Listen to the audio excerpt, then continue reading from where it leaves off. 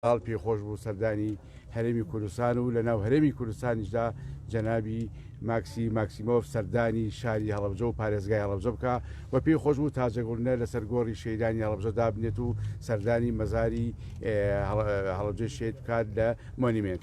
دیارە خۆتان نەزان وڵاتێکی گەورەی وەکو رووسیا پێگەیەکی گەورەی سیاسی ئابووری کللتوری اقتصادی لەناو بابلین نظامەکانی یا بابلین دەوڵەتەکانی سەر ڕووی زەویە هەیە و ئەم وڵاتەش ئێستا سەفیریان لە وڵاتی عێراقەیە و قۆنسوڵیشیان لە هەرێم هەیە.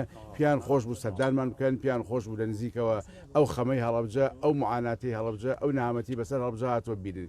ئێمە بەگەرمی بە خێراتنیەکەین سوپاس بۆ هاتنیان، هیواداری سەردانی تریشمان بکەنەوە لەم سەردانانە بتوان ئەوانی شان بەشانی وڵاتەکانی تر کە سەردانەکەن پرۆژەی خزمەتگوزاری پرۆژەی ئاوەدانکردیان بۆم شارە هەبێ. زۆر بەخێبێن سەر چاو. ترجمانية ترجمة كنية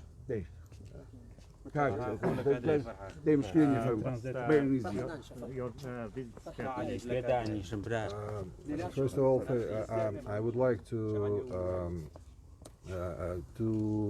express my thanks to the governments, to the governor of Halabja and our friends from the Patriotic Union of Kurdistan for this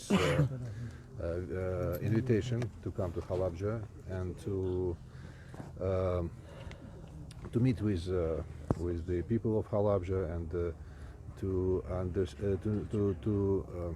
receive the information about what had happened here 23 years ago, and we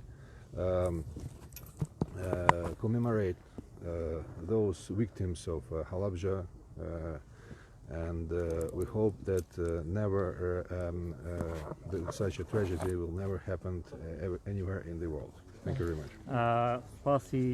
سپاسی پارێزگاری هەڵەبجە کەم کە ئەمڕۆ بینیم و سپاسیانەکەم بۆ ئەو بانکێشتەی کە بۆ من کرا ئەمڕۆ سەردانی هەڵەبجە بکەم بۆ ئەوەی کۆبوونەوە لەگەڵ بەڕێز پارێزگار و خەڵکی هەڵەبجە بکەم.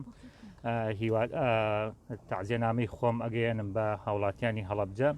هیوادارم جارێکی کە ئەم تراژیدیا ڕوو نەداتەوە لە هەڵەبجە.